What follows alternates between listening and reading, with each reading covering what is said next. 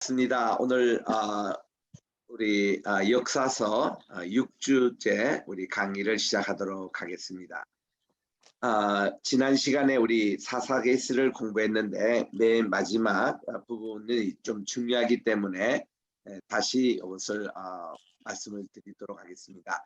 사사기 제 마지막 장인 21장인데요. 21장은 베냐민 지파의 회복에 대한 내용이 담겨져 있습니다. 베냐민 지파 사람들이 큰 실수했잖아요. 그 베들레헴에서 왔던 제사장의 그 첩을 이렇게 강간윤간을 해서 죽이게 해서 그 제사장이 화가 나가지고 12 그 시체 동아리를 내서 12지파에게 다 보내니까 12지파가 뭉쳐가지고 그 당시 그 지파 연맹 시대였는데 그들이 이제 전쟁을 일으켜서 베냐민 지파를 상대로 이제 그 큰 승리가 있었습니다. 그런데 지금 21장에서는 베냐민 사람들이 군인이 다 죽고 나서 이제 그들의 그 남자도 여자도 굉장히 아주 결손 있는 이런 그 상황에 봉착했습니다.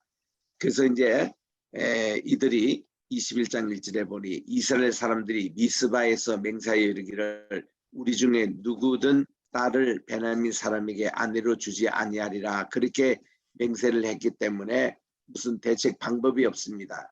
여성이 없는데 어떻게 아기가 나며 또 이렇게 남자가 없는데 어떻게 이게 되겠습니까? 그래서 이제 백성들이 그 베델에 이르러서 저녁까지 하나님 앞에서 대성통곡했습니다. 베냐민 지파 하나가 지금 없어지잖아요. 자, 우리 여기서 베냐민 지파에 대해서 잠깐 보충 설명하겠습니다. 베냐민 지파는 이스라엘의 12지파 가운데서 막내입니다. 막내. 이스라엘의 다른 지파는 다 바단 아람 하란에서 출생했는데 이 베냐민만큼은 이제 야곱이 다시 가나안 땅에 돌아와서 그가 이제 그 베들레헴에서 이 베냐민을 낳게 됩니다. 베냐민을 낳았던 엄마 라헬, 요셉의 어머니였죠. 아기를 낳다가 난산에서 죽습니다. 그래서 지금도 베들레헴에 가면은 라헬의 무덤이 있거든요. 그리고는 이 베냐민이 거기서 이제 출생하게 되는데, 그러니까 이제 이 베들레헴은 훗날 이 베냐민의 고향도 되고 다윗도 고향이 되는 참 그런 중요한 것이고 훗날 또 예수님께서 이곳에서 태어나시게 됩니다. 그래서 이 베들레헴에는 여러 가지 의미가 있는데 지금 한 막내 지파, 이 베냐민 지파가 없어질 위기에 이제 봉착했습니다. 그리고 또 다윗 때 보면은 다윗이 7년 반을 헤브론에서 왕이 돼가서 다스렸는데 그 후로 솔로몬 지나고 솔로몬이 끝나고 나서는 남북간이 이렇게 갈라졌을 때에 유다 지파는 오로지 베냐민 지파와 함께 남유다 왕국을 이룹니다. 그래서 이 베냐민 지파는 여러 가지 의미가 있는 그런 지파가 되는데 지금 이런 사사기 끝에 보니까 베냐민 지파 자체가 없어질 위기에 봉착을 했습니다. 그래서 이제 그들이 대성통곡하고 이제 한 지파가 이제 넘어지고 없어집니다. 그렇게 하니까 4절에 이튿날 백성이 일찍 일어나서 거기에 한 제단을 쌓고 번제와 화목제를 하나님께 드렸습니다.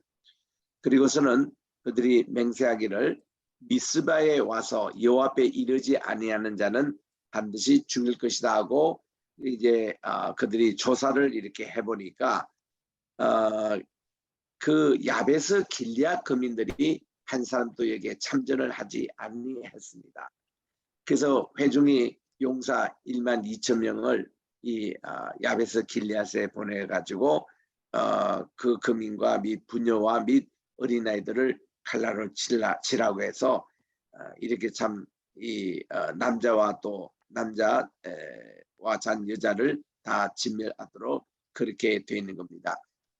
참고로 야베스 길리앗 사람들은 어떤 분인가 하면은 여기서는 그 옛날 모세 당시에 이제 그들이 가나안 땅에 이제 그 건너기 전에 그들이 요르단강 동쪽에 있을 때 세 지파가 거기 남아 있었지 않습니까? 그 중에 이제 맨 아래는 루벤 지파가 있었는데 거기에 그 도피성이 베셀이었어요. 그리고 이제 중간에 이제 갓 지파가 있는데 갓 지파의 도피성이 바로 이 야베스 길앗입니다. 그리고 세 번째 므낫세 반 지파가 이제 이쪽에 있었는데 도피성이 골란 고온이었어요. 그래서 이 야베스 길앗은 옛날 갓 지파의 도피성이었다. 그렇게 여러분 기억하시고, 두 번째 또 이게 나타난 게 뭔가니 이 야베스 길앗에 굉장히 향품이 참 굉장히 좋은 양질의 향품이 생산이 됐다고 합니다. 그래서 우리는 은혜로운 곳은 길르앗 맘상처 고치고, 요 구절이 예레미야에 나오는 내용이에요. 그래서 이 길르앗 여기서 나오는 향품이 마음의 상처까지 고치는 향품을 이렇게 많이 나오는데, 이것이 어디에 수출된가니 이집트에 수출이 됩니다. 그래서 우리 요셉이가 이집트에 갈 때에 미디안 상인에게 팔려서 그들이 갔다라고 돼 있잖아요. 그들의 출발지가 이 야베스 길리앗의 향품을 이제 가져다가 그 이집트로 수출하는 사람이었습니다. 거기에 이제 넘어가서 이제 요셉이가 거기에 그 종으로 보디발의 집에 종으로 팔려갔던 그 사람들이 바로 이분들이 여기서 나온 향품 가지고 있는 무역상들이 데리고 갔던 겁니다. 근데 이 거민들이 하나 또 이게 참전되지 않아 가지고 이제 그들에게 전멸의 그런 결의가 됐고, 그들이 야베스 길라 거민 중에서 젊은 처녀 400인을 얻었어요. 이건 아직도 남자와 자지 않는 아주 수처녀들입니다. 그래서 그들이 실로 진으로 끌어오니 이는 가나안 땅인데 온 회중이 림몬 바위에 있는 베냐민 자손에게 보내어 평화를 공포하게 했습니다.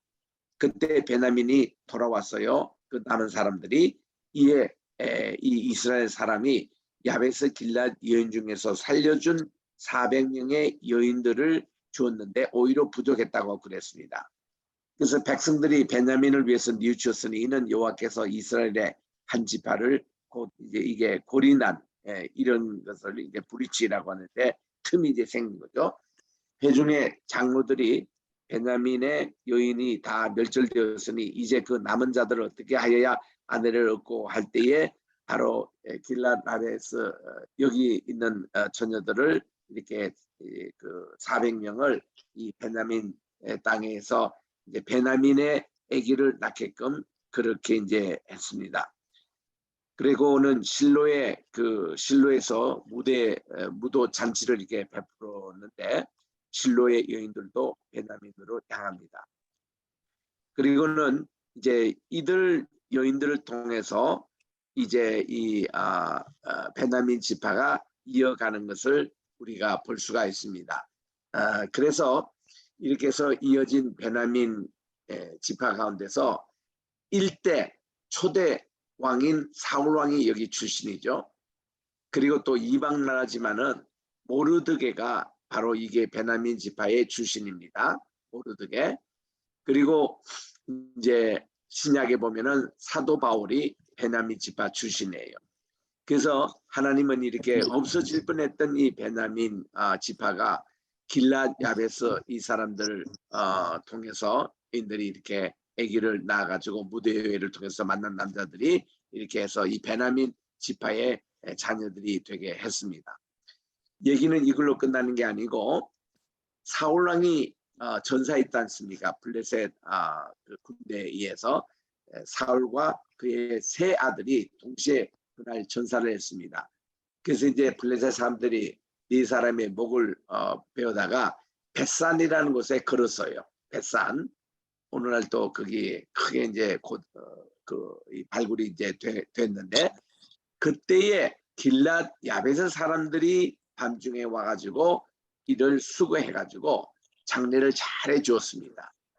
그래서 이 얘기가 다윗 왕에게 보고가 되는 겁니다. 그래서 이 다윗이 야 이분들 칭찬하고 그리고 많은 포상까지도 줬던 그런 일이 있는데 이것이 역사적으로 이런 매치가 있었기 때문에 그 일이 가능을 했습니다. 자, 우리 사사기서 끝나고 나서 있는 책이 룻기서인데 룻기서가 다섯 두루마리라고 부르는 이 다섯 책 가운데 한 권의 책이 룻기입니다. 두 번째, 여기에 보면은 메길로트라고, 이 메길로트라는 게 five scrolls라는 뜻인데 다섯 두루마리, 이 내용이 그 이스라엘의 절기 때에 요거를 부르는 읽는 그런 책들입니다. 아가서는 유월절에, 룻기서는 오순절에, 에가서는 예루살렘 멸망 때, 전도서는 장막절 때, 에스더는 불임절 때 읽는 그런 이제 책입니다. 그게 보면 룻기가 오순절 때 이것이 읽혀졌다 그렇게 돼 있고 시완월입니다. 그래서 우리 이 룻기서 내용을 우리 잠깐 이렇게 살펴보면은 나오미의 비극이 나오죠. 나오미와 엘리멜렉이 두 아들을 데리고 기럯과 말론을 데리고 이방 나라 모압 땅에 가서 그들이 이제 기근을 당해서 양식을 얻으러 먹고 살기 위해서 갔는데 결국 거기서 남편이 죽습니다. 그리고 두 아들이 그 현지 있는 여인들과 장가를 들였는데 이 기럯은 오르바와 결혼하고 말로는 이게 룻과 결혼했는데 이런 속에서 두 아들도 다 죽습니다. 그래서 먹고 살기 위해서 모압 땅에 갔다가 나오미 혼자 남는 거예요. 세 남자는 다 죽고 그리고 그가 이제 이 며느리에게도 여기 남아있어라 나 혼자 이제 베들레헴에 돌아가겠다 그랬는데 룻은 어머니를 따라옵니다. 룻기 1장 16절에 보니까 룻이 이렇게 시오미에게 얘기합니다. 어머니 저를 우리 백성에게 돌아가라고 말씀하지 마십시오. 어머니의 하나님이 저의 하나님이십니다. 어머님의 백성이 나의 백성이 됩니다. 또 어머니께서 가시는 곳에 저도 가겠습니다. 어머니께서 유숙하시는 곳에 저도 거기에 유숙하겠습니다. 그리고 어머니께서 돌아가시는 그곳에 저도 죽겠습니다. 이 다섯 가지의 헌신적인 효도. 우리가 예수님을 따르는 제자라고 하지만은 룻과 같은 이런 효성적인 결심을 우리 주님께 참 바치는 거 이 쉽지 않은 겁니다. 그래서 이 룻이 이제 베들레헴에 와서 결국은 그의 이제 돌아가신 시아버지 엘리멜렉의 땅을 대신 물어줄 그런 이제 주인공을 찾았는데 그 어머니의 가르침 속에서 보아스에게 그 밭에 가서 일을 하고 이렇게 이제 고엘 이 땅을 물을 자 고엘을 발견합니다. 그래서 이제 보아스가 기업물을 자로 약속이 되고 보아스가 기업물을 권리를 획득합니다. 자기보다 더 가까운 친족이 있는데 그 친족이 자기는 물을 힘이 없다고 당신이 하라고 해서 자기 신발을 벗어줍니다. 그래서 여기 나오미의 축복은 룻이 보아스와 결혼함으로 그 돌아가신 남편의 그 잃어버렸던 땅을 되찾고 그리고 이제 이 두 사이에서 자녀가 생산이 됩니다. 자, 그러면 여기서 나오는 보아스는 누구냐 하면은 이스라엘 땅에 처음 이제 정복할 때에 첫 번째 정복이 여리고성이지 않습니까?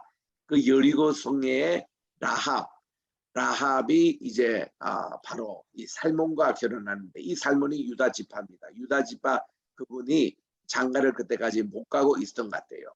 근데 이를 대를 이은 분이 라합이 살몬과 결혼해서 보아스를 낳게 되고 이 보아스도 늦게 장가를 룻과 또 이 가짐으로 여기서 오벳이 태어나고 오벳에게서 이새가 태어나고 이새의 8번째 아들이 다윗입니다. 그래서 지금 이 룻기서는 다윗의 증조모가 되는 룻을 소개하기 위해서 기록된 책이라고 볼 수 있습니다. 요거를 그대로 영어로도 한번 보겠습니다. 뭐 그대로입니다. Naomi's bitterness. The Ruth discovers a potential kinsman, redeemer. 이거를 이제 보아스에게 찾았죠. Boaz agrees to be kinsman redeemer. 그리고 Boaz acquires right to be a kinsman redeemer. 그리고 마지막에 이제 Naomi's blessing 이렇게 해서 해피 엔딩으로 끝나는 것이 루키스고, 여기서 이제 다윗의 그 뿌리가 여기 이제 시작되면서 이런 것이 바로 마태복음 1장에 나오는 예수님의 족보의 원형 모습이에요. 그게 원형. 그래서 우리가 이제 이것을 이제 보게 되는 것인데, 우리 그래서 이제 사무엘 상하 이것을 이제 시작을 합니다. 사무엘 상에는 다윗이 왕이 되기 전에 당했던 고난에 대해서 말씀하고 있고, 사무엘 하는 다윗이 왕이 된 후에 아주 선정을 했던 내용을 여기서 이제 싣고 있는 것인데, 여기 이제 키 멤버로 활동한 분이 사무엘입니다. 사무엘은 마지막 사사이자 최초의 선지자가 되는 것이죠. 그래서 우리 사무엘은 사사였다. 그분은 최초 선지자였다. 그리고 제사장이었다. 이렇게 이제 사무엘의 역할이 나오고, 그리고 이제 사울 왕이 최초로 왕이 되는데 기브아 출신입니다. 베냐민 지파예요. 왕으로 기름 부음을 받습니다. 이제 이런 관계를 여기서 볼 수가 있습니다. 그래서 우리 이제 그 사사 시대가 종식을 이제 합니다. 그 사무엘 때부터 사사의 사중직이 나오는데, 사사는 모든 사사는 다 군대 장관이었습니다. 그리고 그들은 선지자 역할을 했습니다. 제사장 역할을 합니다. 재판장의 역할을 했습니다. 그런데 왕정이 딱 시작되니까 이제 1번 상인 정치적 지도자가 왕이 되니까 그들이 선지자 활동으로 해서 선지자가 활동함으로 자정적으로 사사라는 이것이 없어집니다. 사사라는 것을 히브리어로 쇼테림이라고 그렇게 얘기하는데, 이것이 이제 사사의 시대가 마감하는 것을 봅니다. 자, 사무엘 상하를 이렇게 전체 비교해 보면은, 사무엘 상에는 한나의 노래 이렇게 해서 10절에 메시아가 도래될 것을 언급을 하고 있고, 사무엘 하에 보면은 다윗의 노래, 그게 거의 이제 끝에 있는 22장이죠. 24장 가운데 22장이 여기에 다윗의 노래입니다. 여기 51절에 보면은 여기도 영원한 다윗에서 메시아에 대한 약속이 언급되고 있습니다. 그래서 이 두 노래가 이 두 사무엘 상하가 결국은 오실 메시아 예수님을 예고하는 그런 책이라고 할 수 있습니다. 사무엘상 전체는 사울 왕의 등극과 몰락에 대해서 말씀하고 있습니다. 요즘 매일 우리가 시편 강의를 하는데, 이 사무엘상에 있는 많은 부분들이 많은 그 시편의 역사적인 배경을 여기서 주고 있습니다. 자, 우리 사무엘상은 31장으로 구성되어 있는데 1장부터 7장까지가 사무엘의 활동에 대해서, 그리고 8장부터 15장까지가 사울 왕의 시대, 그리고 16장부터는 다윗의 등극이 나옵니다. 그래서 31장까지 다윗이 이제 많은 어려움을 당했던 이런 일들을 쭉 여기서 이제 그 고백하고 있지만, 결국은 다윗은 하나님 마음에 합한 자가 되어서 하나님의 뜻이 그를 통해서 이루어진, 우리 그 사도행전 13장 22절에 있는 말씀, 그것을 여기서 이제 우리 다윗의 모든 그 배경을 살펴볼 수 있는 좋은 책이 사무엘상입니다. 그래서 이런 내용들을 우리가 보면서 이제 우리 사무엘상 1장 1절부터 읽겠습니다. 에브라임 산지 라마다스인 소빔에 에브라임 사람 엘가나라는 자가 있었습니다. 그분은 여로함의 아들이요 엘리후의 손자요 도후의 증손이요 숲의 현손인데, 그에게 두 아내가 있었어요. 하나는 한나요 입니다. 처음부터 두 아내가 있는 게 아니고 한나가 아기를 못 낳으니까 시바지로 분인나를 이제 얻은 거죠. 근데 이 분인나는 자식이 있고 한나는 무자했습니다. 매년마다 자기 성읍에 나와 실로에 올라가서 만군의 여호와께 경배하며 제사를 드렸는데, 엘리의 두 아들 홈니와 비나스가 여호와의 부사제로, 그러니까 뭐 정식 제사장은 이제 엘리 아버지고 이제 두 아들들이 이렇게 함께 섬기고 있었습니다. 엘가나가 제사를 드리는 날에는 제물의 분깃을 그 아내 브닌나와 그 모든 자녀에게 주고도 한나에게는, 본부인입니다, 한나에게는 갑절을 주니 이는 그를 사랑함이라. 그래서 여호와께서 그로 성태하지 못하게 하시니, 하나님께서 못하게 하신 거예요. 그래서 그 대적인 브닌나가 그를 심히 격동하고 못 믿게 했습니다. 매년 한나가 여호와의 집에 올라갈 때마다 남편이 그같이 하매 브닌나가 그를 격동시키므로 그가 울고 먹지 아니하고 이제 늘 이렇게 한 번씩 갔다 오면은 참 가정이 이렇게 평안치 못했습니다. 그래서 그들이 이제 실로에서 먹고 마신 후에 한나가 일어나니 때에 제사장 엘리는 여호와의 집 문설주 곁 의자에 앉아 있었습니다. 괴로워서 여호와께 간절히 기도하고 통곡을 하면서 이렇게 서원을 했습니다. 만군의 여호와여, 만일 주의 여종의 고통을 돌아보시고 저를 생각하시면 주의 여종을 잊지 아니하사 아들을 주신다면 제가 그의 평생에 그를 여호와께 드리고 삭도를 머리에 대지 않겠습니다. 민수기 6장에 의하면은 이런 사람을 나실인이라고 그랬습니다.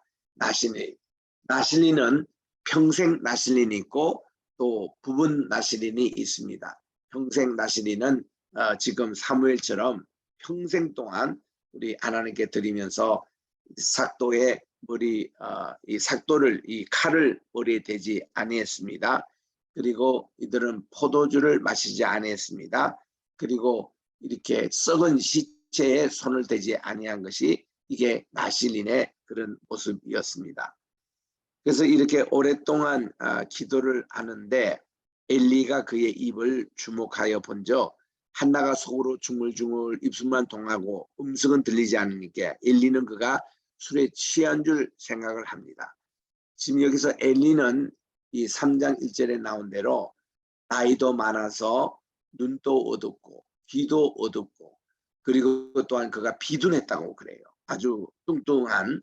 그러다 보니까 이게 이제 어떤 뜻인가, 육체적으로만 그런 게 아니라 영적으로도 어두웠습니다. 하나님이 그에게 무슨 말씀하시고 자녀에 대해서 경고를 그렇게 주신데도 그가 이거를 듣지 못하고 이런 내용인데, 지금 한나가 간절히 괴로운 심정으로 기도를 하고 있는데 거기에 뭐 술 취한 걸로 이렇게 하는 이 자체가 지금 문제입니다.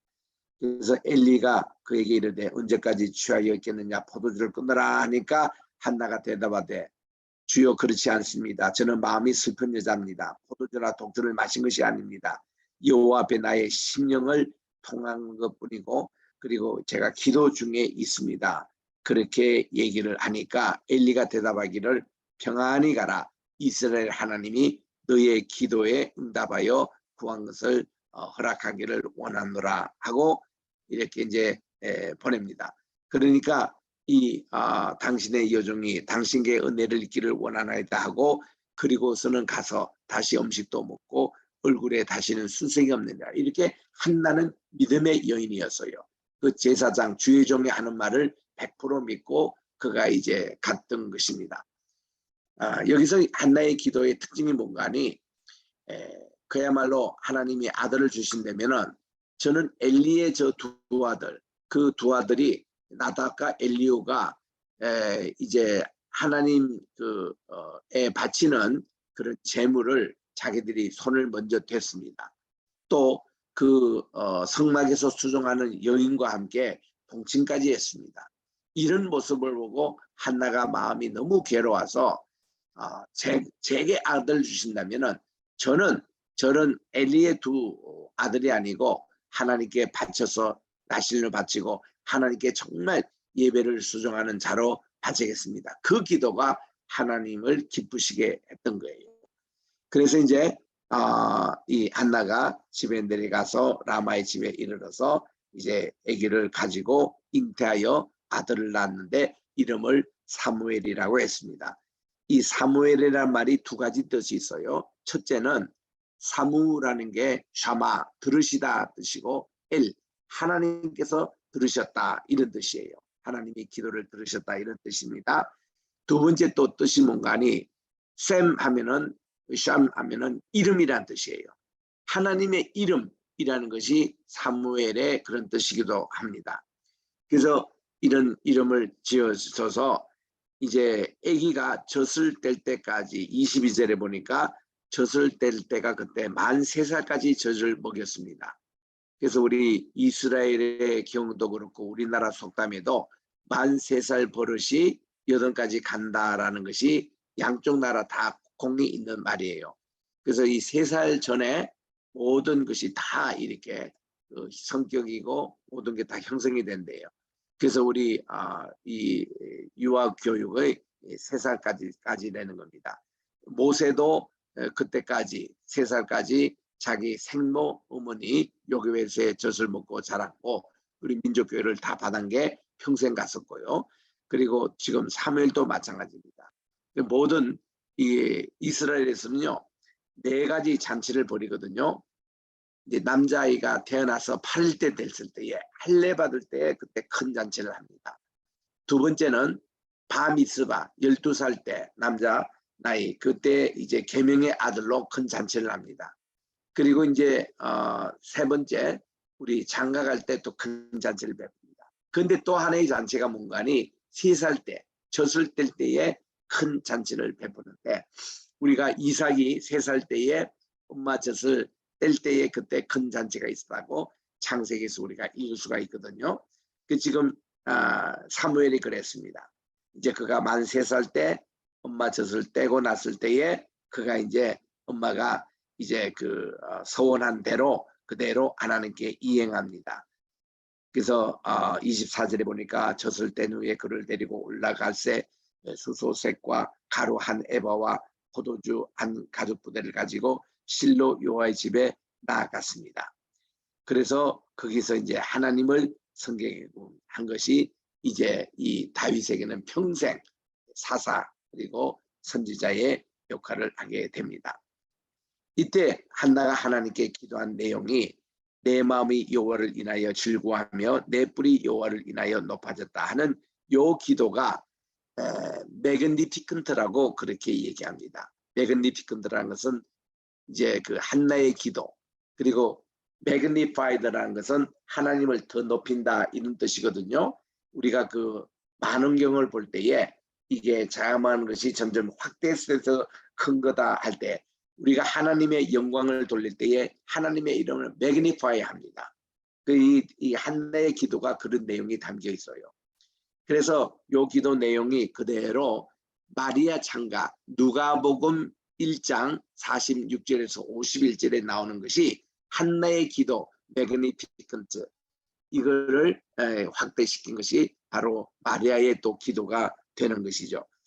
그래서 이제 이것을 쭉 이렇게 읽어보면은 정말 이 교만한 말을 다시 하지 않고 오만한 자가 이렇게 또 겸손하게 되고 또 용사의 활을 꺾고 넘어진 자는 힘으로 띠를 띄우고 그리고 5절에 보니 유족하는 자들은 양식을 위해서 품을 팔고 줄이는 자들은 다시 줄이지 않는다. 전에 잉태하지 못한 자들이 7을 낳았다. 많은 자녀를 준 자는 처약하도다. 자, 한나가 사무엘을 하나님께 바치고 나서 하나님이 그에게 적어도 얼마나 그 자식을 주시냐면은 3 아들과 또 몇 딸을 또 주셨습니다. 그래서 여기 7을 낳았다라는 표현이 그겁니다. 여호와는 죽이기도 하시고 살기도 하시며 음부에 내리기도 하시고 올리기도 하시고 이렇게 해서 하나님께서 정말 이런 분이시라는 것을 찬양하고 있습니다. 그래서 자기의 기름 부음 받은 자의 뿔을 높이시리로다 하고 이렇게 이제 기도가 마쳐집니다. 그때 엘가나는 라마의 자기 집으로 돌아가고 그 아이는 제사장 앞에 섬기고 그랬는데 엘리의 아들들은 불량자라. 이게 지금 비교가 되는 거예요. 사무엘과 그 엘리의 그 제사장들이 백성을 향하는 습관이 이라니 아무 사람이 제사를 드리고 그 고기를 삶을 때에 제사장의 사원이 손에 3살 가고를 가지고 와서 그것으로 남비나 소태나 큰 소태에 있는 가마를 찔러 하나님께 드리기 전에 먼저 이 제물을 건드려요. 이게 엘리의 두 제사장들이 했던 얘기입니다. 그러니 이거 얼마나 하나님께 큰 범죄를 이제 저지르고 있습니다. 그러니까 이 소년들의 죄가 요 앞에 이렇게 심히 컸습니다. 그런데 엘리는 자식 교육을 할 생각을 하지 않아요. 근데 한편에서는 대조적으로 사무엘은 세마포 에봇을 입고 하나님께 성실하게 섬겼습니다. 그리고 어머니가 매년제 드리러 올 때마다 작은 겉옷을 지어다가 또 그에게 주었습니다. 그래서 엘리가 엘가나와 그 아내에게 축복하여 가로되 여호와께서 이 예언으로 말미암아 내게 후사를 주사 이가 여호와께 간구하여 이 얻어들인 아들을 대신하게 하시기를 원하노라. 그리고 돌아갔더니 한나가 세 아들과 두 딸을 낳게 하셨습니다. 그래서 한나가 모두 사무엘을 포함해서 모두 몇 명이냐면 4명의 아들을 낳고 2명의 딸을 낳는 이런 축복을 받게 되는 것입니다. 그래서 우리 하나님께 예물을 드릴 때, 봉헌기도할 때 종종 그런 기도를 많이 합니다. 하나님, 오늘도 주님 앞에 바친 예물의 빈자리를 하나님이 풍성하게 채워달라. 우리가 하나님께 드리면 드릴수록 더 많은 것으로 하나님이 채워주시거든요. 또 우리가 이제 나눌 때에 행복과 축복을 나누면은 그게 갑절로 된다고 그래요. 그리고 우리의 고통과 우리의 또 기도 제목을 나누면 그 고통이 반으로 준다는 말이 있습니다. 그래서 이것이 기도의 효력인데, 한나가 그 후에 세 아들과 두 딸을 더 출산하게 되는 이런 축복을 받게 됩니다. 근데 이 엘리 아들들은 대조적으로 봅니다. 엘리가 매우 늙었는데 그 아들들이 온 이스라엘에게 행한 아주 악한 일, 회막문에서 수종드는 여인과 동침까지도 합니다. 그리고는 이 엘리가 그들을 아주 꾸짖고 엄하게 다스려야 되는데, 너의 악행을 이 모든 백성들이 돕노라, 내 아들아 그리 말라, 뭐 이 정도로 끝납니다. 이게 이제 하나님을 화나게 했던 것이죠.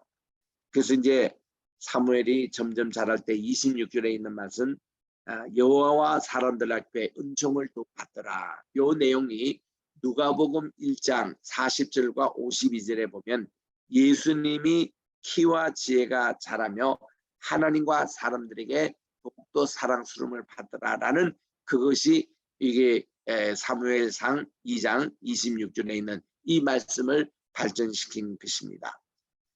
그래서 이제 하나님의 사람이 엘리에게 와서 이게 경고를 했습니다. 엘리를 책망했어요. 그래도 엘리는 회개하지 아니했습니다. 그래서 하나님께서 보다 못해가지고 직접 이제 아이 사무엘을 불러가지고 이것을 알려줍니다. 아이 사무엘은 엘리 앞에서 하나님을 섬길 때 하나님 말씀이 희귀하여 이상이 흔히 보이지 않을 때에 엘리의 눈이 점점 어두워가고 잘 보지 못하는 그때 그가 자기 처소에 누워 있습니다. 여기 2절에 나오는 이것이 육적인 것뿐만 아니라 엘리의 영적인 것까지도 이제 어두워가고 하나님의 음성을 듣지도 못하는 이런 상태에서 하나님은 아침 새벽에 사무엘을 부르고 계시는 거예요. 새벽 시간입니다. 그러니까 사무엘은 의뢰의 제사장 엘리가 부른 줄 알고 뛰어갔습니다. 내가 안 불렀으니까 다시 누우라. 그리고 두 번째 또 하나님이 부르세요. 그리고 또 엘리에게 뛰어갔습니다. 아니다, 내가 부르지 않았다. 세 번째 또 하나님이 부르십니다. 그리고는 그는 또 엘리에게 갔습니다. 그랬더니 그제서야 엘리가 지금 세 번씩이나 이게 부른 것은 분명히 하나님께서 부르신 것이다. 그때 깨닫고 사무엘에게 한 번 더 너를 부르시거든 여호와여 말씀하옵소서, 주의 통에 듣겠나이다. 그렇게 하라. 그러나 하나님께서 말씀하신 것을 다 자기에게 보고하라고 이렇게 하고 사무엘을 보냅니다. 하나님이 네 번째 그를 불러주십니다. 그때 사무엘이 그 엘리가 가르쳐준 대로 종이 여기 이사오니 제게 말씀해 주십시오 하고 했는데, 하나님께서 엘리 집안에 대한 심판의 말씀을 하고 계신 거예요. 13절에 보니 내가 그 집을 영영토록 심판하겠다고 그에게 이른 것은 그의 아는 죄악을 인함이니 자기 아들들이 저주를 자청하지만 금하지 아니하였다. 이게 제사장의 죄입니다. 그러므로 내가 엘리의 집에 대해서 맹세하기를 엘리 집의 죄악은 재물이나 예물로나 이거 영영이 속함을 얻지 못하리라. 그래서 이제 엘리가 아침까지 누워 있는데 사무엘이 누워 있는데 엘리가 그를 부릅니다. 아들 사무엘아, 네, 저가 여기 있습니다. 여호와께서 내게 무슨 말을 하느냐? 그것을 하나도 숨기지 말고 내게 얘기하라. 만약에 숨기면 하나님이 내게 벌을 내리시고 또 내리시길 원하노라. 이렇게 하니까 사무엘이 들은 대로 다 얘기를 했습니다. 어린아이들은 이렇게 순진해요. 다 얘기합니다. 여러분들 유치원에 온 아이들 보면요. 이게 이제 선생님들이 한 주 동안 또 어제 하루 동안 일어났던 일들을 이렇게 듣는 시간을 가진다고 그래요. 그러면 애들은 소소하게 다 얘기합니다. 우리 엄마 아빠가 싸운 얘기도 하고 또한 좋은 일, 좋지 않은 일 다 얘기합니다. 사무엘도 들은 대로 그대로 다 얘기를 했습니다.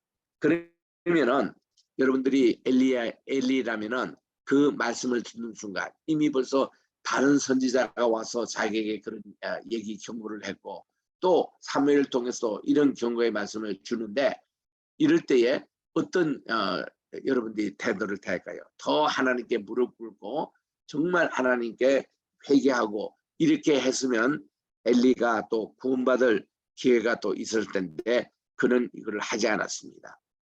그런데도 3장 15절, 19절에 사무엘이 자라매 여호와께서 그와 함께 계셔서 그 말로 하나도 땅에 떨어지지 않게 하셨습니다. 그래서 단에서부터 부엘세바까지 온 이스라엘이 사무엘은 여호와의 선지자로 세우심을 입은 줄 다 알았습니다. 그리고는 여호와께서 실로에서 다시 나타나시되 여호와께서 실로에서 여호와의 말씀으로 사무엘에게만 나타나시는 거예요. 이게 엘리가 아니구나. 그래서 하나님의 말씀을 직접 사무엘은 듣습니다. 그리고는 이스라엘에 또 큰 전쟁이 또 일어났어요. 블레셋 군대가 침입해 온 겁니다. 그때 이제 당황했던 이스라엘 군대가 이번에는 어떤 제안을 엘리 제사장에게 했냐면은 우리 하나님의 언약궤, 지성소에 모신 언약궤를 우리에게 빌려주면 우리가 그걸 앞서 세우면은 차마 블레셋 사람들이 이거를 뺏지 못할 것이고 또 하나님이 우리와 함께하기 때문에 전쟁에서 이길 것이다. 이런 걸로 합니다. 이렇게 하나님의 언약궤예요. 이 하나님의 언약궤가 얼마나 중요합니까? 바로 성막의 꽃이에요. 그리고 가장 중요한 것입니다. 대제사장만이 이렇게 핸들할 수 있는 이런 하나님의 언약궤를 감히 엘리 제사장이 허락을 합니다. 전쟁을 내줘요. 그러면 그가 진정한 하나님을 경외하는 자라면은 하나님께 적어도 기도해서야 되죠. 하나님, 언약궤가 이렇게 전쟁용으로 앞으로 세워도 되겠습니까? 하나님께 절대 묻지 않았어요. 이게 큰 실수였습니다.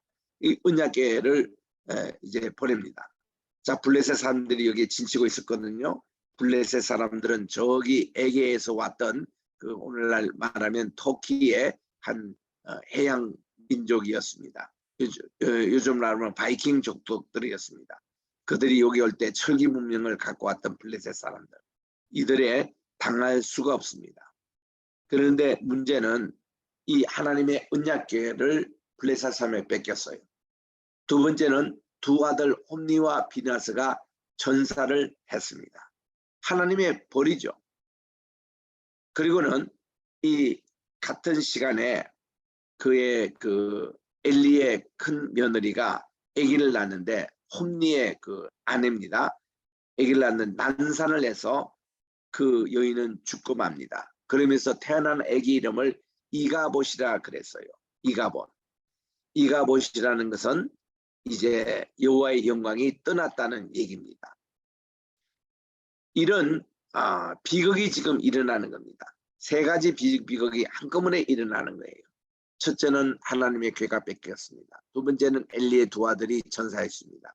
세 번째는 이 며느리가 죽습니다. 그리고 이가봇이라는 아들을 낳게 됩니다.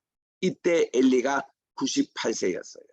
40년 동안 사사했지만 그는 여기 있는 대로 4장 18절에 그에게 평하기를 하나님께를 말할 때에 엘리가 자기 의자에서 자빠져서 문 곁에서 목이 부러져 죽었으니 나이가 많고 비둔한 영고라 이스라엘 사사가 된 지 40년이라 해서 엘리의 죽음이 아주 비극적인 종말로 이어집니다. 그리고 같은 시간에 며느리 비느하스의 아내가 잉태하여 상기가 가까웠는데 그 하나님의 괴에 뺏긴 것과 시부와 남편의 죽은 소문을 듣고 갑자기 아파서 몸을 구부려 해산하고는 난산합니다. 그리고 아들을 낳았다고 했는데 전혀 기쁘지도 않습니다. 그래서 하나님의 영광이 이스라엘 떠났다라는 뜻인 이가봇이라고 이름을 지으라고 했습니다. 그리고 그도 죽습니다. 그래서 정말 이 엘리 제사장의 우리 교훈이 이렇게 큽니다. 자, 그러면 한편 하나님의 괴를 가지고 왔던 블레셋에는 어떤 일이 일어났을까요? 이거를 이제 가지고 저들이 6개월 이상을 가져갔지만 하나님의 언약궤로 말미암아 아주 매일매일 비극적인 일들이 일어납니다. 먼저 그들이 아스돗에 이르러가지고 하나님의 궤를 다곤 신당 곁에 두었는데 아침에 일어나 보니까 아스돗 사람들이 하나님의 궤 앞에 다곤 신상이 엎드려져 있습니다. 그 얼굴이 땅에 닿은 거예요. 그래서 다곤을 일으켜 다시 그 자리에 세웠더니 그 이튿날 또 같은 일이 일어나는 것입니다. 그래서 이번에는 머리도 두 손목도 끊어져 문지방에 있고 다곤의 몸뚱이만 남아 있었습니다. 이것은 뭔가니 하나님의 언약궤로 말미암아 그들이 저주를 받는 겁니다. 우리 그 그리스라든지 또 로마에 가면 많은 박물관에 가보면은 신상인데 머리가 없어요. 몸뚱이만 있는 신상도 있습니다. 이게 어떤 뜻인가 하면은 어느 나라의 전쟁이 이제 패해가지고 하면은 이 승자되는 나라에서는 그 나라에 숨기는 우상의 목을 땁니다. 그리고 손발을 잘라내버려요. 몸뚱이만 남는 거예요. 그것만 남아있는 거예요. 전쟁의 후유증입니다. 그게 지금 다곤 신상이 꼭 그랬습니다. 그래서 이 이 블레셋 사람들의 방백이 모두 5 성읍이 있잖아요. 가는 곳마다 이런 일이 일어나는 것입니다. 아스돗에서도 이런 일이 일어나고요. 아스글론에 가도 또 이제 5 군데 다 지금 똑같은 일들이 생기고 그리고 그 있는 머문 곳에 사람들이 독종으로 이렇게 고생을 해가지고 다 지금 전염병이 돌았습니다. 오늘날 우리 코로나처럼. 그래서 하나님의 언약궤가 블레셋 사람의 지방에 있은 지 7달이 됐을 때에 블레셋 사람들이 제사장들과 복수자들이 다 회의를 했습니다. 대책 회의하는 거예요. 우리 자꾸 이런 전염병도 생기고 조치 못하는 일이 있으니까 다시 이것을 하나님께를 이스라엘에게 돌려주자. 그렇게 결의가 된 겁니다. 그들이 다곤 신전을 옮길 때는 수레에 태워가지고 이 소가 이끌도록 그렇게 되어 있습니다. 그래서 그들은 이제 하나님의 언약궤를 어떻게 핸들할 수가 없으니까 다곤 신처럼 그렇게 해서 이제 이 소에다가 수레를 만들고 거기에 하나님의 언약궤를 메우고는 벳세메스라는 곳으로 똑바로 이렇게 보냈습니다. 벳세메스라는 것은 태양 신전이 있는 곳이라는 뜻인데 거기 이제 이렇게 보냈습니다. 그랬더니 이 소가 그대로 이렇게 갑니다. 무사히 거기에 도착을 했어요. 그런데 사람들이 거기에 있는 사람들이 이제 호기심이 나니까 하나님의 궤를 들여다보았습니다. 들여다본 사람들이 다 죽고 맙니다. 얼마나 죽었냐면 5만 명 이상 거기에 죽었습니다. 5만 70명이 궤를 들여다보다가 죽었습니다. 그래서 이렇게 하나님이 된 것은 나중에 또 우사가 이것을 이제 손에 맞아서 또 죽는 예도 있었습니다만 하나님의 이 언약궤를 이렇게 신성하게 취급하는 것을 주님이 이렇게 가르쳐 주신 거예요. 또 그들이 블레셋 사람들이 그냥 빈손으로 이 궤를 보내지 않고 이게 이제 그들이 요즘으로 말하면 코로나 왕관과 같이 생긴 그런 거 있죠. 그 당시는 이게 이제 전염병 생긴 그런 쥐의 모양으로 이렇게 금쥐를 만들어 가지고 이걸 선물로 같이 이제 보내줬던 것이죠. 그래서 이들이 감당이 되지 않아서 벳세메스 사람들이 이 하나님의 언약궤를 기럇 여아림으로 옮겼습니다. 이 기럇 여아림은 예루살렘에서 텔라비브 가는 그 길목에 있습니다. 거기에 이제 이 궤가 근 70년간 방치된 이제 것으로 왔는데, 기럇 여아림 사람들이 이제 이것을 아비나답의 집에 들리고 엘리야사를 구별해서 하나님의 언약궤를 지키게 했습니다. 여호와만 섬겼던 이제 이 운동이 사무엘 사사를 통해서 일어납니다. 사무엘은 미스바에 성회를 개최하고 모든 사람들이 금식하게 하고서는 우리가 여호와께 범죄를 했습니다. 하나님의 언약궤에 대한 문제입니다. 그래서 그가 기도로서 회개운동으로 다스렸습니다. 그리고는 백성들은 사무엘에게 얘기합니다. 하나님 여호와께 쉬지 말고 부르짖어 우리를 블레셋 사람의 손에서 구원하게 해달라고. 그렇게 해서 사무엘은 온전히 기도에 힘씁니다. 그리고서는 블레셋 군대를 진멸했는데, 그들이 미스바와 센 사이에 이제 돌을 취해다가 이렇게 하나님께 묻고, 여기까지 하나님이 우리를 도우셨다고 에벤 에셀, 에벤이라는 것은 돌이라는 뜻이고 에셀은 도움이라는 것입니다. 도움의 돌이라고 그렇게 세고 하나님께 감사 기도했던 것입니다. 그래서 이 미스바는 그 훗날에도 계속 기도와 성회의 그런 장소가 되었고 사무엘의 다스림의 본부가 됐던 것이죠. 사무엘의 그 집은 라마에 있거든요. 그래서 이제 이런 내용들이 이렇게 나옵니다. 그리고 17절에 라마로 돌아와서 자기 집에서도 있으면서 하나님께 제단을 샀습니다. 사무엘이 늙으니 그 아들들로 이스라엘 사사를 삼았는데 장자는 요엘이요 차자는 아비야입니다. 참 여기서 이해가 안 될 일이 또 벌어집니다. 아니 그 사무엘이 어릴 때 엘리 제사장 두 아들의 그 신앙적인 그런 타락을 봤지 않습니까? 그러면 그분의 아들들은 또 잘 좀 이렇게 교육해서 제대로 사사를 만들어야 되는데 이 3절에 보니까 그 아들들이 그 아비의 행위를 따르지 않고 뇌물을 받고 판결을 막 굳게 하는 일이 일어납니다. 그래서 이스라엘 모든 장로가 모여 라마에 있는 사무엘에게 나가서 그 얘기를 해. 보소서 당신은 늙고 당신의 아들들을 당신의 행위를 따르지 않으니 우리도 열방처럼 왕을 좀 세워주어 다스리게 하소서 그랬습니다. 그러니까 여기 첫 번 이 요청에 사무엘이 거절했습니다. 아니 우리 하나님께서 우리의 왕이신데 무슨 왕이 필요하냐 이게요. 그러니까 이제 이 사람들이 또 와서 사무엘에게 왕을 구했습니다. 그랬더니 하나님께서 허락을 해주되 왕의 제도의 단점 장점을 잘 얘기해서 백성들이 받아들이면 그렇게 하라는 거예요. 그래서 이제 이 단점에 대해서는 이 왕이 여러분들의 모든 농작물도 취할 수 있고 세금도 굳고 또 여러분들이 이렇게 노역도 이렇게 강제 노역을 시키면 그래서 일도 해야 되고 전쟁도 나가야 되고 이런 왕정의 폐단에 대해서 경고를 해주고 왕을 세우도록 그렇게 했습니다. 그래도 그들이 왕을 원합니다. 그래서 하나님의 말씀을 듣고 사무엘이 그 왕을 세우기로 허락을 합니다. 여기 이제 8장까지 내용인데 우리 이제 이거를 전체 1막, 2막, 3막 그리고 1장, 2장, 3장 이런 식으로 이렇게 구분한 것이 이런 내용인데 그래서 이제 그 다음 이어지는 것이 9장에서 10장이 사울이 사무엘을 만나서 기름 부음을 맞습니다.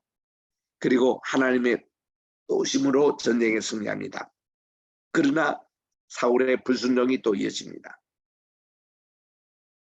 15장에서는 사울이 또 아각 왕을 다 전멸하지 않고 그 살찐 짐승을 데려오고 아각을 생포해 온 것을 인하여 사무엘께 책망을 받으면서 15장 22절에 하나님에게는 순종하는 것이 주양의 모든 기름보다 낫고 하면서 하나님은 이 사울을 왕으로 마음적으로 버렸음을 선언합니다.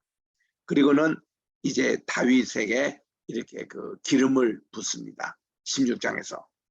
그리고 이제 이 17, 18장에서는 이제 골리앗을 다윗이 또 이기게 함으로 사울이 시기가 나서 다윗을 여러분 죽이려고 얘기를 하는 것입니다. 이게 이제 28장까지 쭉 내용입니다. 그래서 이 사울의 죽음을 사무엘이 예언하고 결국은 하나님께서 직접 이 사울을 죽게 해서 블레셋 전투에서 패전하여 죽게 하는데, 그때 자기가 화살을 맞고 죽어갈 때에 옆에 있는 그 종에게 자기를 죽게 해달라는 거예요. 내가 어떻게 할례 받지 못한 자에 거기서 죽겠느냐. 그럴 때 이 사람도 굉장히 그거를 주저했습니다. 그때 칼을 뺐다가 그 위에 자기 몸을 얹음으로 그가 자살하여 죽습니다. 물론 그 종도 그게 다윗이 아니 사울 왕이 죽는 데 협조를 했습니다만, 요게 이제 31장 전체 내용인데 우리 다음 시간에 계속 이것을 공부하도록 하겠습니다. 혹시 여러분들 질문이 있거나 나누는 게 있으면 함께 나눠주시기 바랍니다.